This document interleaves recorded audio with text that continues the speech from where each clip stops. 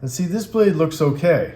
This blade is double-edged, as I'll show you in a minute. So you can flip them over, use them twice. And here's the second blade, and that thing got trashed. You can see it's kind of flat.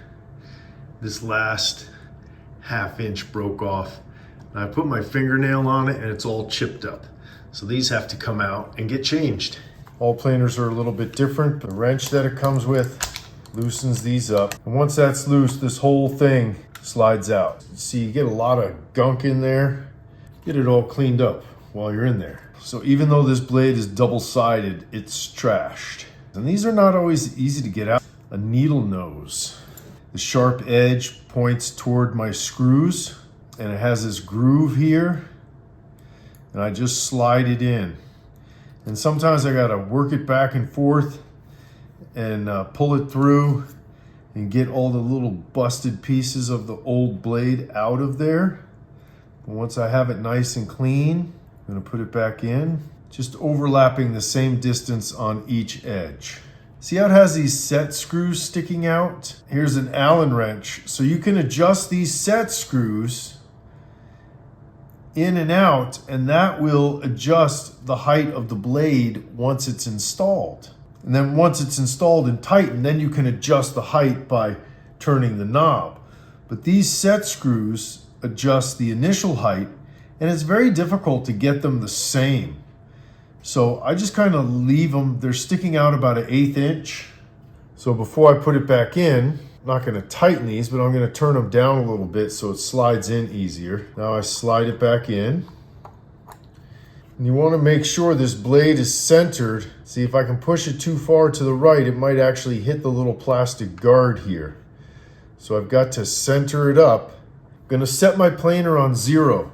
When the planer is on 0, I want that blade to just barely touch my square on here and on here. And then you use your Allen wrench to turn those screws. You know, you turn it clockwise, that's going to push the blade up. Counterclockwise is going to take it back down. It's a little give and take, trial and error. So I get the blade set right there so it's in its highest position, and then put my straight edge on there. And you see that blade just barely rubs the bottom of the straight edge.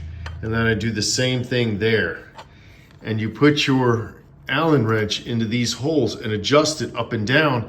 And you gotta go back and forth. It's a bit of trial and error, and it's not easy. That's why you don't wanna try to do this on the job when you're rushed. Then once you think you have it in the right position, and I tighten down the middle one first and just get it snug, because you don't want to twist this thing out of place. Then I do the sides and get those snug.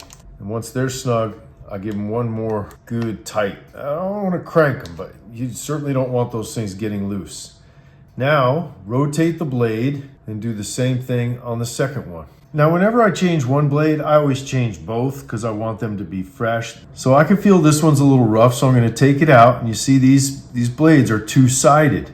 So I can just flip it over, and I got the fresh side.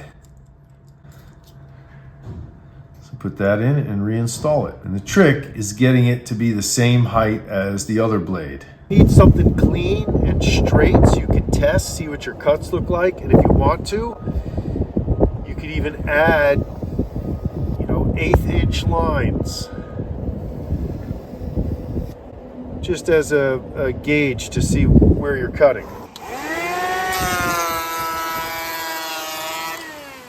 That seems pretty heavy, so I'll put it on 1 click and see where that goes.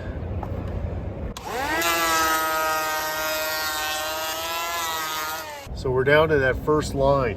So at 0 and then 1 click, that's all it took to take off an 1/8 inch. Another thing to look for, is it an even cut? Because sometimes you can get these things off. One side's a little bit higher than the other. So after you've used it a little bit, double check it.